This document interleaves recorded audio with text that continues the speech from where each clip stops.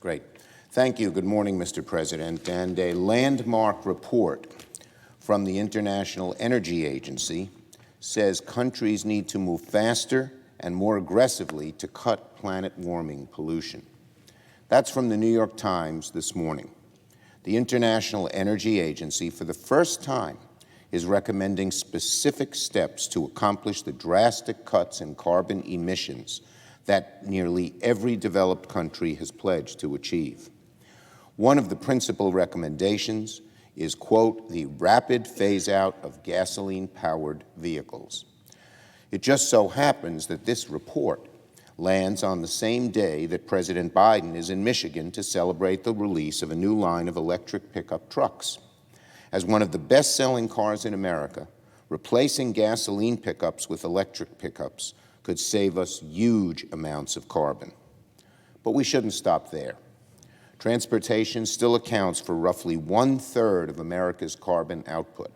There's no way the United States can reduce its greenhouse gas emissions without looking out how Americans drive. So, I have put forward an ambitious, comprehensive proposal to accelerate our country's transition to zero-emission vehicles. We've called it Clean Cars for America.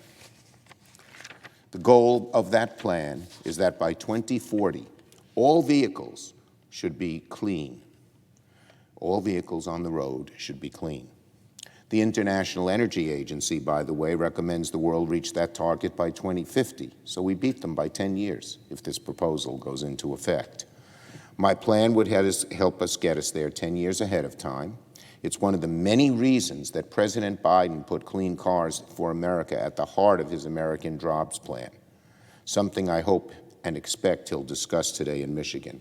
And I want to thank the Biden administration. They have been open to many new ideas.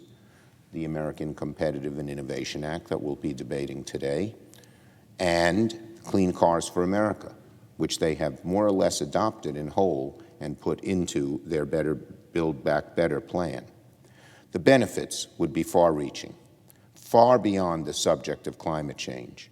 For a long time, critics have said you can't help the economy without hurting the economy.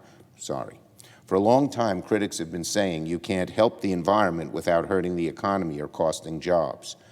Not so. It's actually the reverse.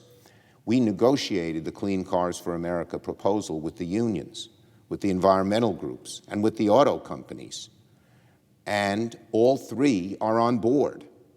The good news is that Clean Cars for America would create tens of thousands of good-paying union jobs in battery manufacturing, construction, and automaking.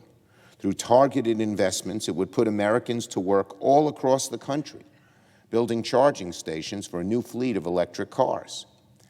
Right now, China leads the world in the electric vehicle market, overtaking us in 2015. We need to take back the initiative and create thousands upon thousands of good-paying jobs as we do. So I'm very glad that the Biden administration has taken this proposal and adopted it.